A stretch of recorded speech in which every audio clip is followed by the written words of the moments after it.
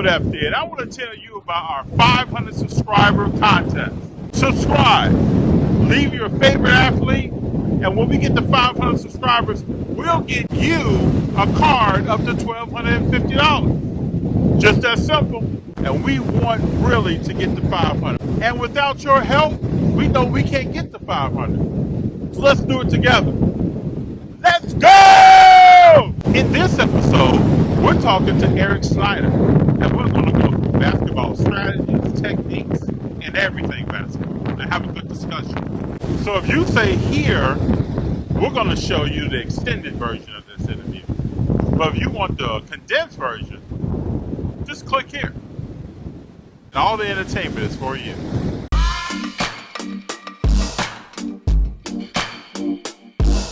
Jordan is the GOAT, period. So what's up with Russell Westbrook in the playoffs? Let's talk about that. Are you trying to tell me that Steph Curry is not top 10 all time? Hank Aaron, he's a giant. Who is Bobo? LeBron over here talking about he's seeing 3 of everything? Come on, man. This is Candid Conversations with FD.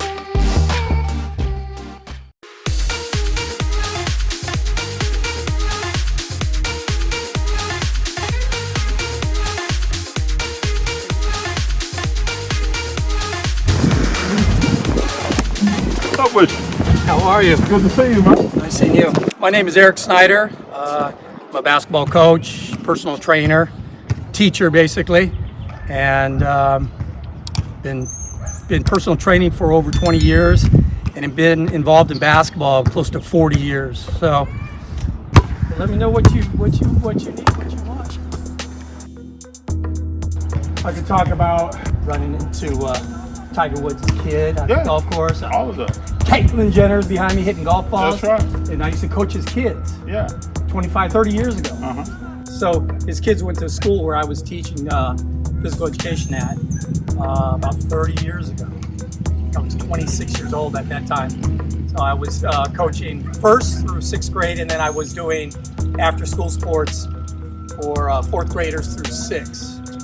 And then I've worked with kids all the way from 1st grade all the way through high school basketball coach, all that kind of stuff, things like this, yeah? About 18 years though, I took off because I put all my young life into basketball, and I just said, you know what, I'm gonna do something different with my life. And so about 18 years, and then about 6 years ago, someone asked me to coach their kid. Yeah. Little 12-year-old. I said, oh man, basketball. And it's such a past life for me. I don't know, all these questions. Do I even want to get back involved in basketball? Because for basketball was everything for me. So I decided, I said, okay, I'm gonna do it. I'll do it. So I worked with this kid, and now he's graduated high school.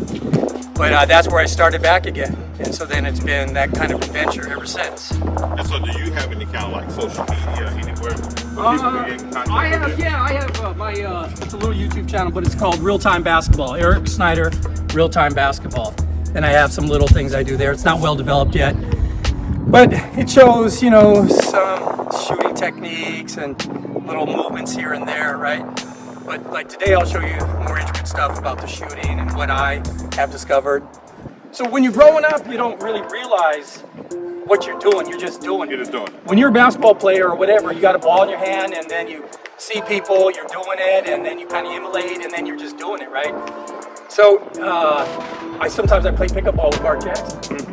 And so you can see Mark Jackson all around here, right? And I said, Mark, you do your flip your guide hand. He goes, what? I go, you flip your guide hand, right? This guy's played 15 years in the NBA. He goes, I do. 3rd or 4th on the list. Yeah. He doesn't know. You know why? Because a lot of these guys don't know. The younger guys, like Lonzo Ball, he used to take his shot. Yeah, he's just doing it, right? Yeah. So a lot of younger guys, because of YouTube, you can go on YouTube and you can see things, right? And if you're discerning, you know what you're looking at, you can really pick up a lot of great information. Okay, but you have to weed through it, and you have to know what you're looking for and looking at. So even Mark, who's in the NBA for 15 years, he's just doing it. Okay, so when I went to, so I knew I was always a really good shooter. I would practice repetition after repetition. I had a hoop at my house. I'd watch a little bit of college basketball, then go outside and practice my jumper. Yeah.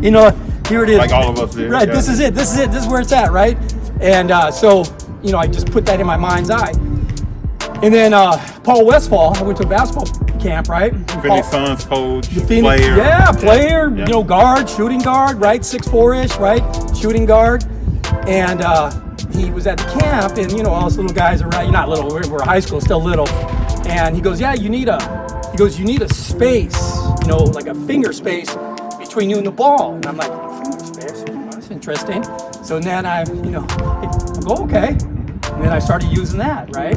And then I think my high school coach would say, you know, the hand needs to be by the forehead, right? So I'm forehead, space, right? And all this kind of stuff. Nothing about the guide hand, and nothing about a window, and nothing about any of that stuff. Just finger and this. So when I started teaching this kid, I started looking at the commonalities of the greatest shooters that we have today. So, because I didn't know, I just knew that when I shoot that ball, it goes in. So, you know, I'm an excellent shooter, but I just didn't know why, right? So I'm looking at Klay Thompson, right? I'm looking at Steph Curry. I'm looking at Lillard. I'm looking at Harden. You know, I'm looking at guys who are a little bit more traditional. Like, if you want a perfect shot, obviously go to Klay Thompson, because he's dedicated. But he's dedicated to that shot. He's dedicated to the mechanics. Yes, the result is that it goes in, but you can tell, like, just with his posture, with his arm, everything, he is dedicated to this form right here. Vanilla. I mean, just bang. You know. So I'm looking at that and looking at commonalities. And so one thing I noticed was the guide hand, which it might be overlooked for a lot of people. So the guide hand, so when you come up for your shot, you have this window right here, right? Space, window, and they have a little bit of a V kind of thing, right? And you'll see good shooters, they shoot with their dominant hand. This guide hand either falls off, follows the ball down the channel, or just comes off. So like when, so I teach down the road here, and then when I used to challenge all these young guys. And if I saw that hand flip like this, I go, this guy doesn't stand a chance. Because why? Because when you flip your guide hand, the ball starts spinning like this. So as it hits the rim, it starts spinning out of the bucket. It's all about percentages. Sports is all about percentages. True. Right? Baseball, right? You got 300 guys making millions of dollars, right? Yep. Very low percentage, very high percentage comparison, right? Yep. So in basketball, if you're shooting 60% from the floor, you're doing very well, right? So this kind of chasing, flipping with that guide hand is going to create a lot of, and when I'm working with my students, what I do is, not only do I teach them structure, but I teach them to identify what that ball is doing at the rim. I go, did you see what that ball did? No, what did it do? I see it go spinning like that? Well, that means that you just flipped your hand like this, and you shot basically you're shooting the ball with two hands. I imagine most people playing on the court never pay attention to what's happening with the ball. Never. So, like, through all my studies, you know, watching all these guys for about 3 years, watching these guys, breaking it down, slow motion, you know, seeing their foot position, studying it, and just analyzing and breaking it down, and then my own investigation. You know, like because I have never heard anybody say, why does your elbow need to be straight like this? Do you know why? I would think instead of your elbow being out, where's your arm going? Okay, that's good, right? Yeah. So, a couple factors, and obviously, footwork is important. But when your arm comes up to a 90-degree angle, right? Okay. From that position there, this is what I think. So, you know, like, things can be esoteric, right? They can be like, why? You know. So when somebody is my student, whoever they are, they ask me, like, I'm teaching an actor. He has to look like a professional basketball player in 2 months. Yeah. Okay, Yeah. Never played basketball. Yeah. Now he has to look like a professional, right? Yeah. So he doesn't have to play like one, he just has to look like one. So we're breaking everything down, trying to make it look like he really can play this game. Big job, fun though for me, you know? And he finds it interesting, so that's great. So I taught him about the 90-degree elbow, and he says, he goes, yeah, why do you have to have an elbow straight like this? I said, because when you go to your elevation, you want straight up elevation, you want to arc. So if you were to throw a baseball sidearm, or if you were to throw a basketball sidearm, what it does is it slides across the rim. So when someone's shooting, I go, you see that ball slide? And they go, it's because your elbow's out like this. It's sliding, so when you release it, it's sliding across the rim. So that's something you look for. It goes like this, So I'm going, okay, so I don't even have to look at what that person just did. I say, you gotta get your elbow underneath, okay? And then of course it's spinning, hands flipping. And another thing is the reason why so from this position here, you get the nice elevation. Now, all the magic is here, just in your wrist. That's a follow through? This, right here. Okay. This like, they call it a gooseneck. Okay. But if you were to take a dart, that's what I was about to relate it to, because Yeah. I played darts, I'm pretty decent. And keeping that elbow right and going straight forward, you'll follow through with it? like a fishing pole. Yes. You're like this. Because like more sports are the same than they are different. One thing that all professional athletes have and really good athletes have, they have deep internal strength, okay? I played basketball in college at 145 pounds. Well, when I went up for the rebound, spread myself, and you two guys just fall like trees. Because the strength, the internal strength. So you don't have to be a big guy I tell people that all the time. to be strong. That's right. It's just something that God has given you, that internal strength. To me, there's two different kind of shots. Okay, there's the shot where it comes up, and so this humerus bone, this bone right here, is a platform. So as you build this platform up, so look at, if I bring this up to a 90-degree angle or parallel with the floor, right? Look where my hand is. It's right on my forehead right here. Okay, not on my forehead, but right off the crown. So all you have to do is come up, and there's your hand position. Some guys are a little bit higher. Kyrie Irving, which I would call him more of a scorer kind of, he bends his elbow excessively like this, and his hand is deeper over the head, which it's a tough shot. I wouldn't recommend that because now your hand's behind you. So a lot of young people might do that too because it gives them that throwing motion too. For him, of course, he's shooting the ball. But maybe when he was younger, he's like this and then he's throwing it. So he got used to this deep kind of angle right here. Well, I'm not going to teach that angle. I'm going to teach about a hand off the forehead right there. Okay. Now, for Kyrie, do you think he may have developed that because he's smaller and to keep people from blocking his shot? Yeah. I mean, Kyrie's, he's a different kind of player. Yeah, very much so. So it's really hard to compare him to any other player that's actually out there. I agree with I mean, he's able to be controlled, and he's a street. It's like if you were to go all the way street, I don't think society would accept the NBA. I agree. They just like, that's not the way basketball's been. It's too far. That's right. Okay, and then of course, back in the day, people are dribbling, the hand like on top of the ball like a robot, and then they're rocking chair and then shot, right? Yeah. So we're so far away from that, it's unbelievable. So Michael Jordan's 2 days older than me. Okay. Same year, and Barkley's born a day after me. Okay. So we're all, I'm like these bookend guys, right? Yeah. So my mentality is neither far from either one of those guys. I have a fierce mentality like Barkley. I don't realize how small I am because it's not a factor for me. I never thought about it. I just go when I play, And then with Jordan, I used to have this disdain of losing. Look, if I lost, I would I'm just so internally mad and so upset. And I would just sit and think about, how I could have played better and, all this kind of stuff. And just kept stay up at night, just replaying the game in my head. Oh yeah, I could have done this is okay, boom. So, but greatness is never resting. Greatness is like these guys, like poor Kobe. He passed away in my backyard right here. Okay, and that's an interesting story. I play this game called pickleball. Okay.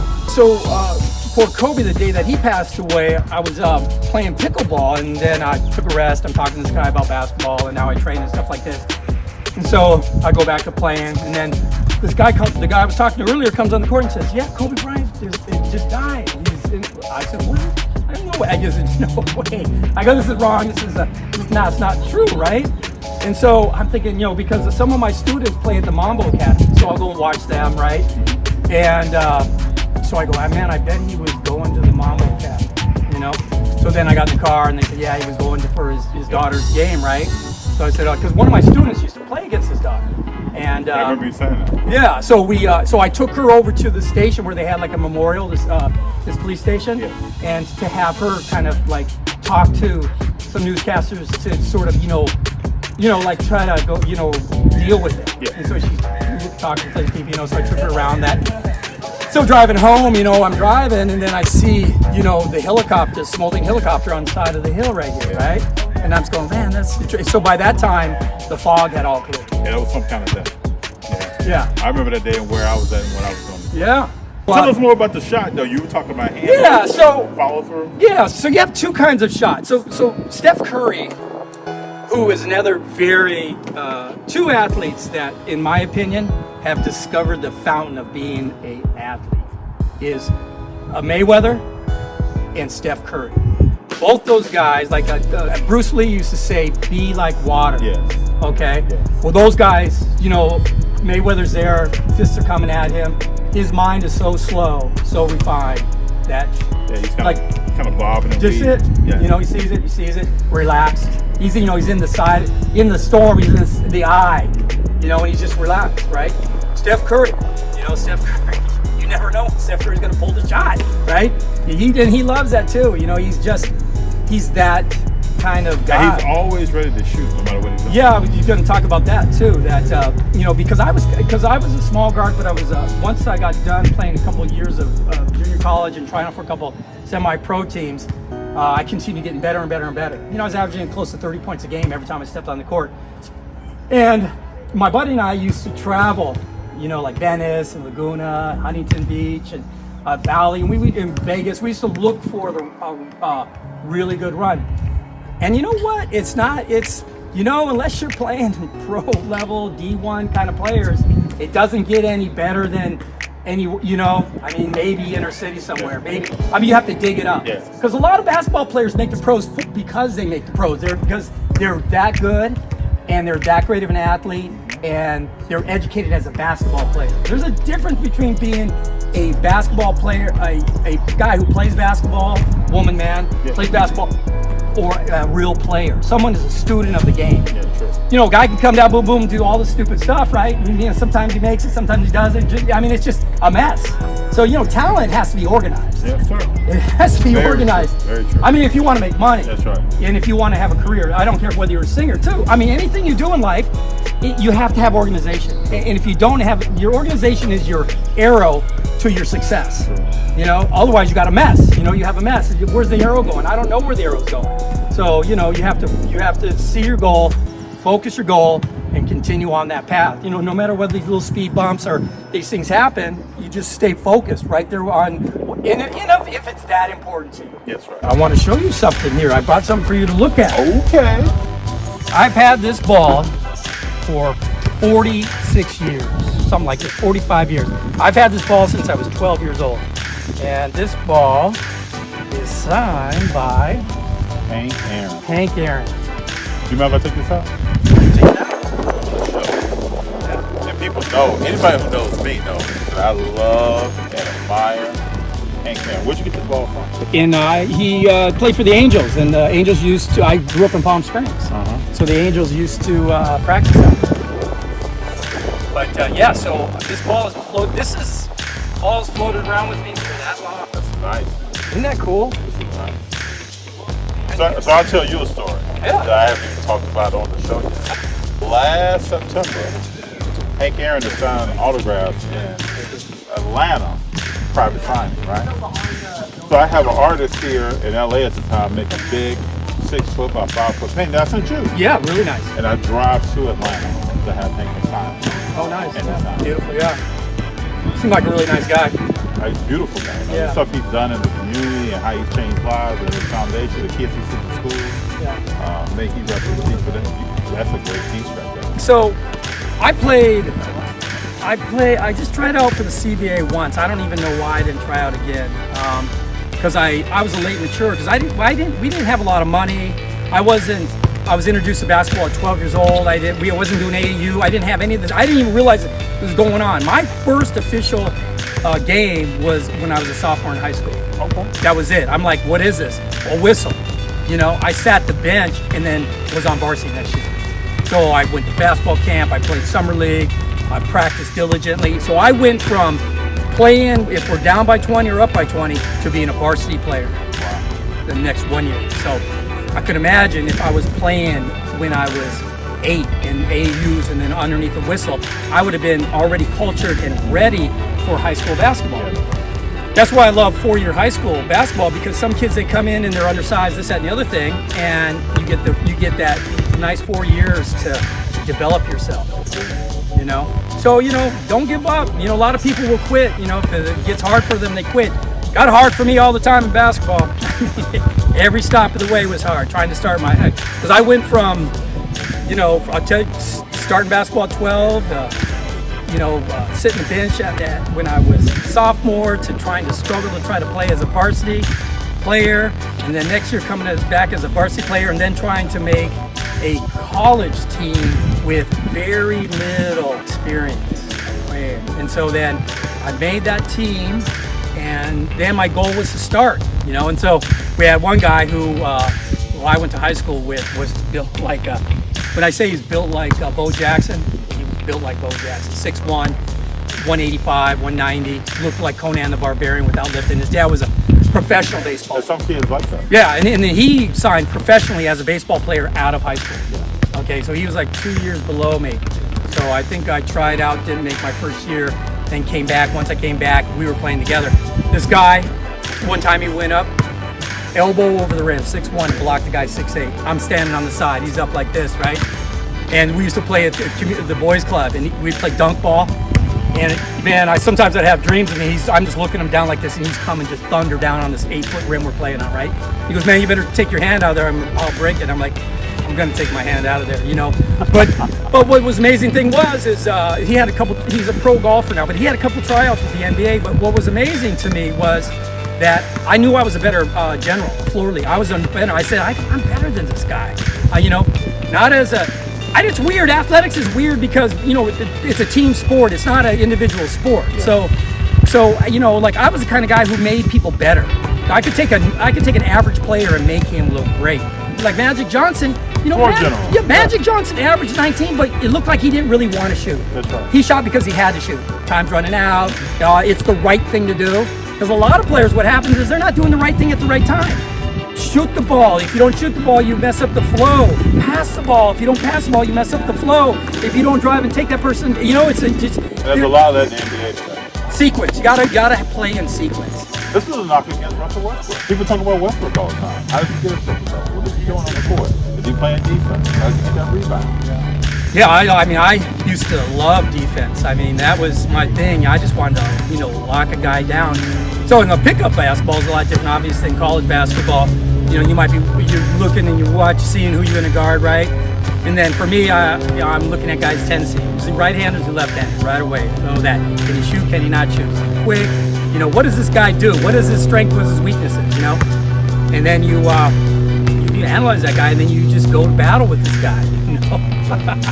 But like with Steph Curry. Okay, so with Steph Curry, because he was undersized when he was younger, his shot looks like this, kind of, right? Yeah. It looks like this, but when you slow it down, it's here. He's going through the same form all the time. You see this elbow platform, bam. It's just hard to see because it's so fluid and quick, and then everything's out. Everything's out.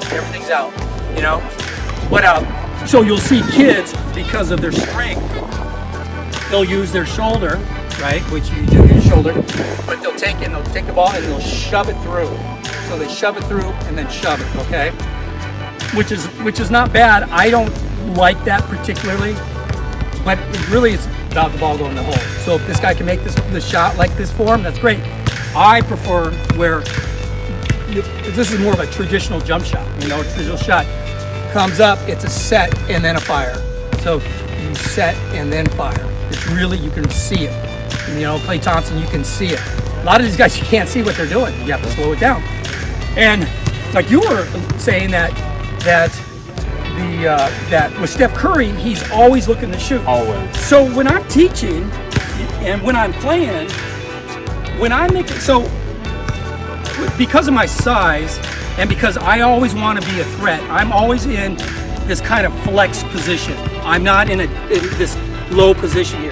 If I'm in a low position, it takes me a long time to get up and shoot the shot. I'm only 5'9". Chances are I'll probably get it fed to me, right? Yeah.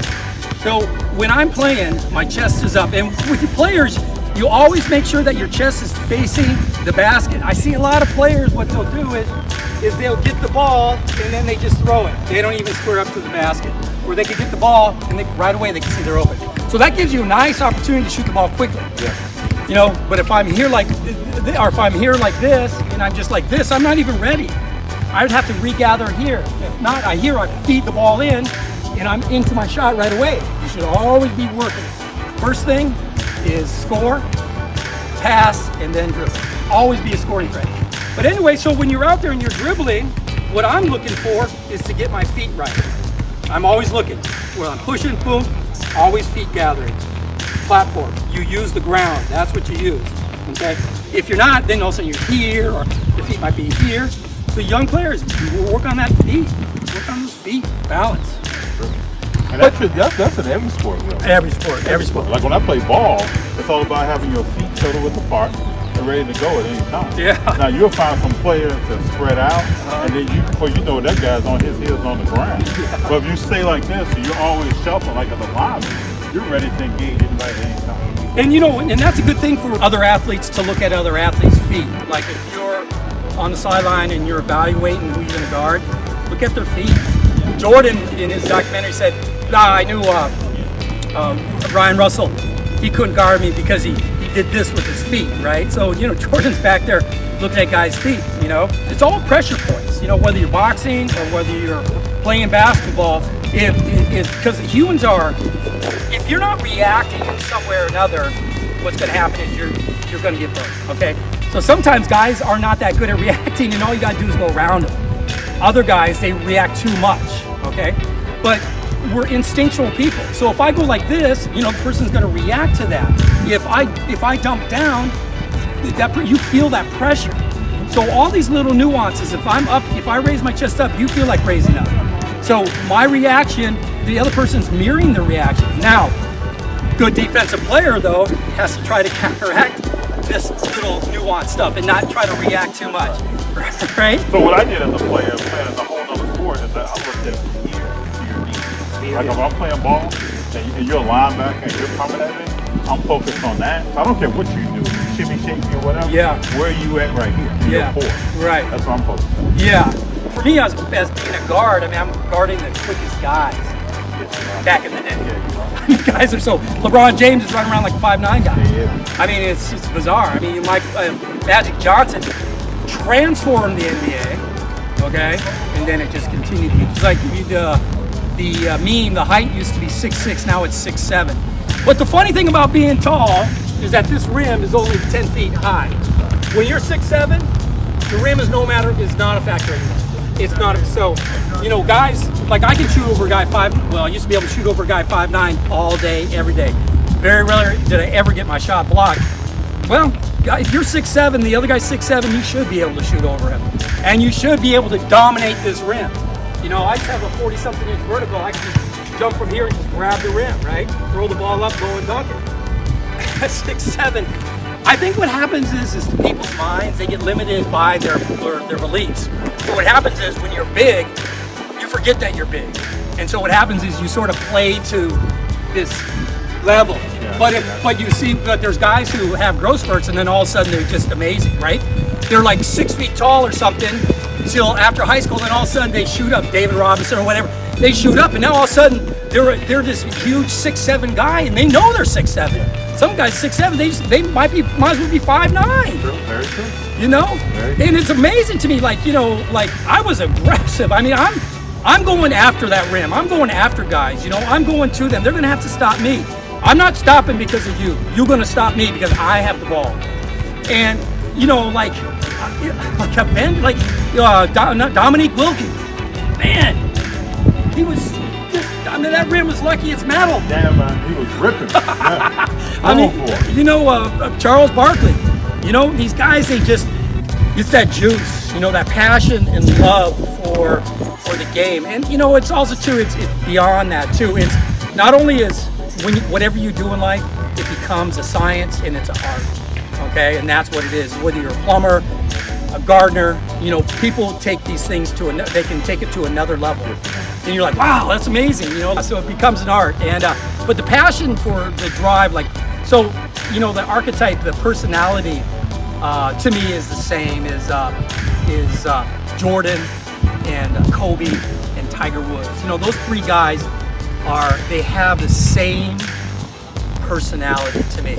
It's a desire, it's a deep desire to be great. And all three of those guys, I guarantee you, Tiger would play golf if he didn't get paid, Kobe would have played basketball if he didn't get paid, and Jordan would play basketball if he didn't get paid. All those guys, they have a deep hunger for that. And that's why greatness doesn't just merely happen, it's developed.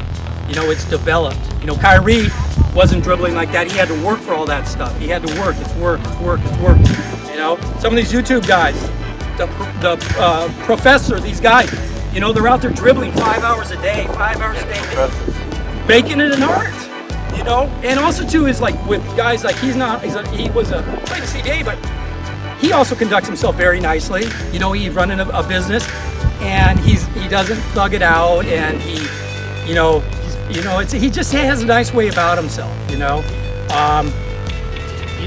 But we all have our ups and downs, but he's nice, and but then, you know, bring it to an art, and it takes a lot of work. I think sometimes people can give up too soon and blame other people for it, right? Oh, the coach, you know. My coaching style is more, I communicate with my players, and we're all involved. Like, it's like, yes, I'm the coach, but I'm more of a team member. So, you know, and then I'm guiding and directing these guys to try to help them, you know, so that we can play better, obviously win, and then hopefully become good people, better people as we do this stuff, you know. Like, I might tell a guy, hey, listen, if you knock a guy over and you have time, just, you know, maybe pick him up, you know, help him up. You know, don't worry about it, right? But play with the sense of, you know, grace. You know, when you're like, pick up basketball can get contentious, right? Guys will go underneath me, and I have to push guys, throwing elbows at you. You know, I'm blocking elbows, this kind of things like this, and it can get really contentious, and there's no one to kind of stop it. Like when I was growing up, you had to be tough. I'm frankly tough. I'm from South Chicago, so you go in the park, you better be ready. You gotta be tough, because if you back down from somebody, you're considered, you know what, you're a punk. Yeah. And then if you're punk, you can't go there anymore. Yeah. Never again. As soon as you walk up there, oh man, look who's here. Yeah, we're gonna soften this guy up even more. Yeah. You know, so you become, it's like blood in the water. Even if you have fear, you know what I tell my players, if you have fear, convert it into playable energy. Use that energy.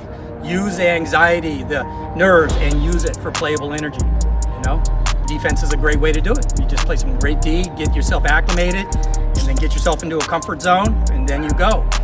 A lot of people, athletes, I've watched my player. She plays at Westlake. They're number one in their league, and she's a freshman. She's starting varsity, but a lot of people, when they're in the forest, they don't see how they can like play beyond the forest. Like Steph Curry sees the game in a 3D kind of thing. He understands who he is, where he's at, and what he's doing, and he's mastering his motions and relaxed in that. Where I see people, you can be nice with the handles, you can be nice with the feet, but also too, you can run through all your moves. So, you know, if I hit a guy, and then I allow him to come back, then I have to hit him again, allow him to come back, or whatever.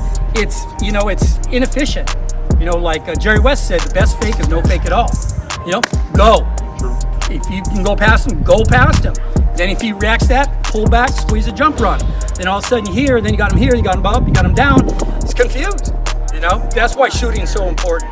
If you're a good shooter, a guy has to overplay you. Once they overplay you, hopefully you have speed, you can go around them. Then once you go around them, then they have to defend that, they have to defend this, and then that's when you own them. You own them. When you got all that going, you own them. Yeah. You own them. But they're also to the subtlety of relaxation, relaxing, all that, you know, taking it in. Like Jordan was funny because Jordan is 6'6", and not only is he 6'6", he has between a 46 and 48 inch vertical.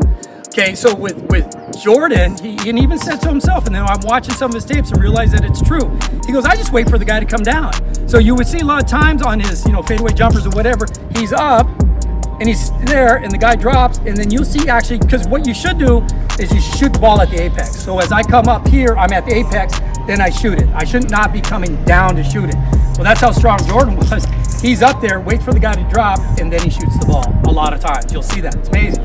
So, you know, Jordan fan, I guess. I mean, we had one TV, and we couldn't even see the East Coast teams play. There was no special channels for NBA was different. nothing. Yeah. You know, they'd have to come to the West, and then you might see Jordan play twice or three times maybe, right? So very rarely did I got this. He was in. He owned part of a restaurant bar in Santa Barbara. I actually saw him behind the bar one day. But I was about the players, not the team. How good is that? Rose, you know, Derrick Rose. I'm like, there's a difference between usable flash and just flash for the flash, right? Derrick Rose was electrifying, and he was going after it, you know?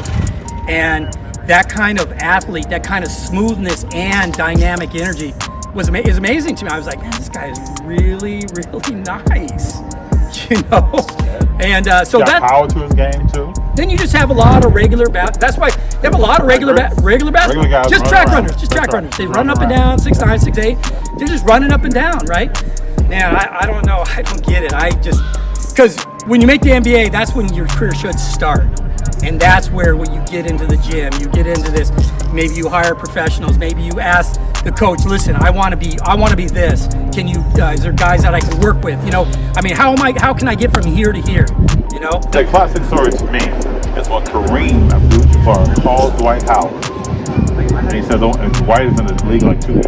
I want to help you work on your game. And Dwight Howard said, no, I'm good. That's horrible, yeah. That's horrible. I know. Just think about that. It's amazing to me. I know.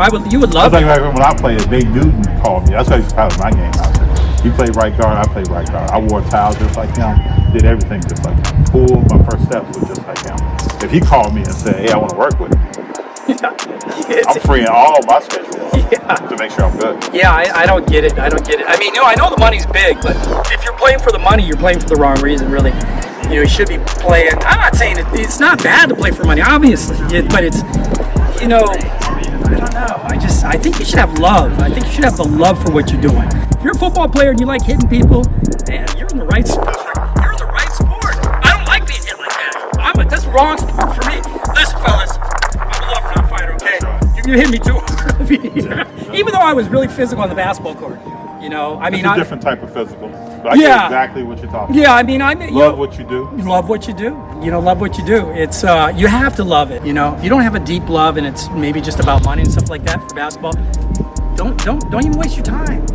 Don't waste your time. Find out what you are passionate about. Right. So I grew up in Palm Springs and used to play with George Gervin's brother, Booker Gervin. Could have played in the pros. Man, he was amazing shooter. You know, he walked around like Rodman, he bouncy guy. But some of these D1 players, some of these guys too that were, you know, trying out for the Clippers and the Warriors, you know, I'm just like, you know, young, you know, teenage kid, right? And I hear them talking about the Clippers and the Warriors. Oh, I go, wow, you're trying out for the Warriors? He goes, yeah. And I didn't know this. A really nice guy named Tony. I forgot his last name. Really nice guy. He goes, Eric. He goes, why don't you dribble? Like, you know, like when you what you're exposed to is what you're gonna get normally. Okay. So I wasn't exposed to a lot of flash. It was like everything was in front and everything was in front. And he goes, Eric, why don't you dribble behind your back? I said, oh, let me try that, right? So I was like, okay. So those little simple things, guys, are helping you out, right? And so I can imagine being in a larger area where you're at, where you have all this flash, and because I'm a monkey see, monkey do kind of person. I'm like, whoa. Well, when I came out of high school in Chicago on the South Side, we had Donald McNabb was in our conference playing football, playing quarterback, and was the 2 guard on a team that had Antonio Walker.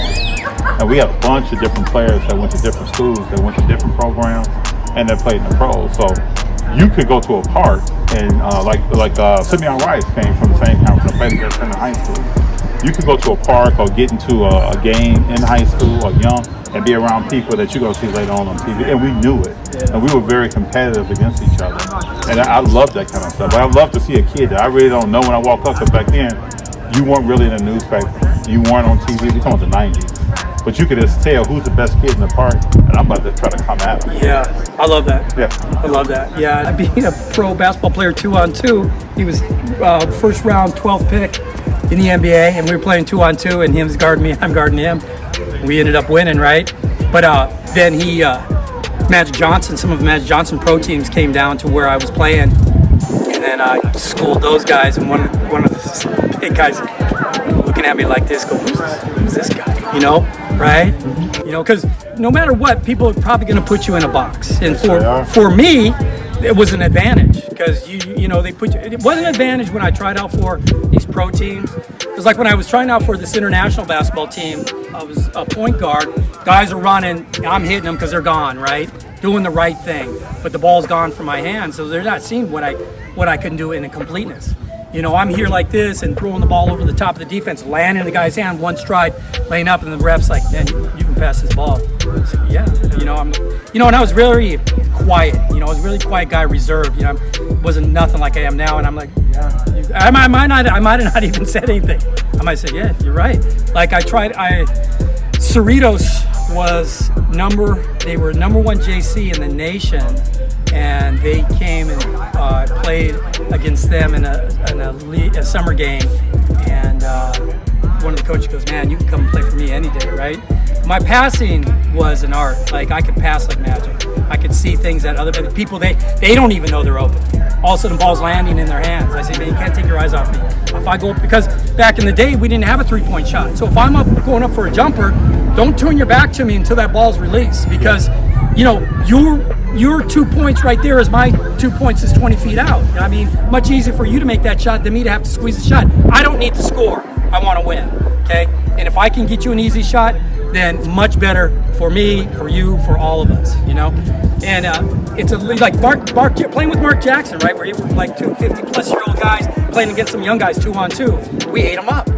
You know how beautiful it was to play with a professional basketball player, because you know that's where the elegance, that's where the IQ comes in. You know, Mark Jackson's limping around. He comes, draws these two guys, comes up in the air, and splits these guys, pops it to me for a layup, and I'm like, oh God, let me make this layup. He worked his hard for this beautiful shot. Come on, Eric, get off the ground and put it in. I said, Mark, I had to make that, man. What a great pass. Assist from a legend, man. Yeah, well, just the fact that, you know, he's working hard, and I'm like, God, I got to make this. I'm thinking like an idiot if I do such a. That's right. If you don't become a pro, like I didn't become a pro basketball player, it's an itch you can never scratch. You know, it's like, man, I just feel like if I was with guys that were 6'8", 6'9", 6'10", 7 feet, that I could have made those guys better, that these alley-oops coming down, drawing, doing all this stuff, being a floor general, you know, I just feel like, you know, if I was playing with some quality players, even if they rip me, I got ripped that time, okay, now I'm going to have to learn that. So, you know, it's really challenging, because depending on where you grow up, you're not getting this quality basketball players. So they're not keeping you honest. You know, you come and you can do all this goofy stuff and then you relax. I mean, I very rarely ever got ripped. I mean, I used to play 3 hours a day for 10 years, and I might get ripped twice in 1 year. And then if I do get ripped, I usually rip it back from it. It was sloppy, you know. Great players, like Steph Curry, he's a little careless at times with the ball. Yeah, because he's so relaxed, right? But great players, they live on a ribbon. I don't care whether you're a football player, a quarterback, whether you're a pitcher, whether you're a shortstop, third baseman. These guys are, you know, like if you want to say perfect, they're as close to human being perfect as possible. You know, they take this level of their given sport and they bring it to where you're like, does that guy ever make a mistake? But what's funny is Eric Davis, baseball player? Oh, I know, yeah, I met Eric Davis. Okay, really nice guy, right? Yeah. Okay, so this is funny. So some of the Dodgers, right, and Eric Davis, when they came down to a gym that I was playing basketball, right? And I remember Eric Davis played against those guys. It was like so funny. You have his golden gloves, this amazing athlete, right? And he's like a, you know, junior high basketball player. Like you know what I mean? Infielders. You know, I played with against some Raiders, football players, right? And they're different players, really aggressive, and you know everything's everything, and everything's everything. You know, it's not smooth and elegant. You know, it's very powerful, aggressive. You know, it takes a long time for them necessarily to get the ball out of their hands. You know, they just, you know, it's different. That's why, like, if you these cross athletes. It's amazing. You know, guys play football. So you look at Dion, you look at Bo Jackson. Yeah. I look at those guys like I can't believe you do this. Yeah, Eric Dickerson. He lives around here. You know, I worked with. Yeah, I used to see him at the Calabasas. Yeah, I worked with his daughter for a little bit. You know, what a great athlete, runner. You know, but basketball. But he's funny. His daughter goes, man, I can beat him. And I go, Eric, your daughter says she can beat you. She doesn't know what she's saying. So I looked up the 40 times, right? He was a champion track runner. Okay, and his 100-meter run was close to world record time. You know, and I was like, wow. That was a move, man. So he 225. Yeah, so if you're looking at his 40, it's not as fast as his 100 because he gets going. He used to be like a train. He used to open up. Yeah, he used to open up, and you know, and I'll remember him when he played, and he was just a big back. But I played with Corey Dillon.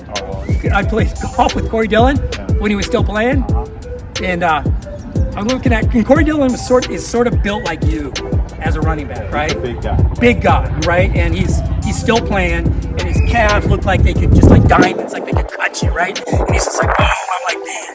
I go, and I'm not a big football guy. I appreciate every sport. Yeah. So I go, you play professional football, huh, right?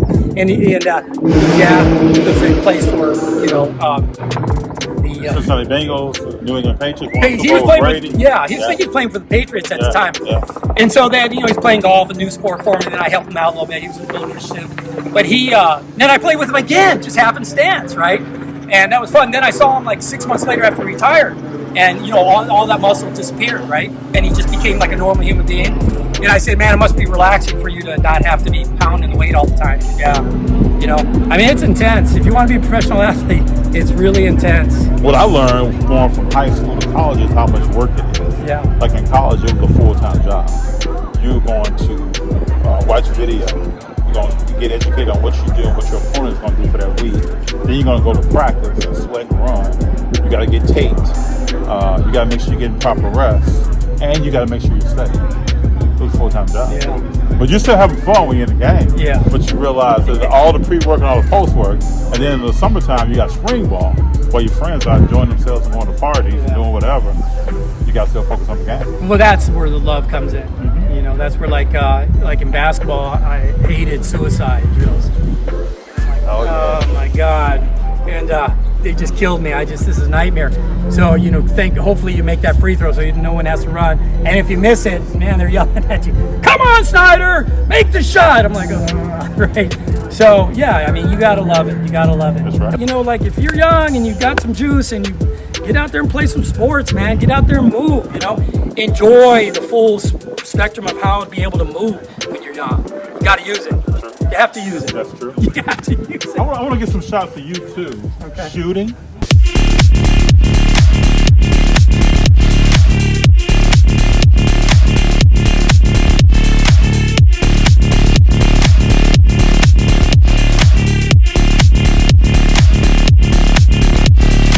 Hey Eric, it was beautiful having you today. You know, it was my honor. I really enjoyed it. Thank you. My man.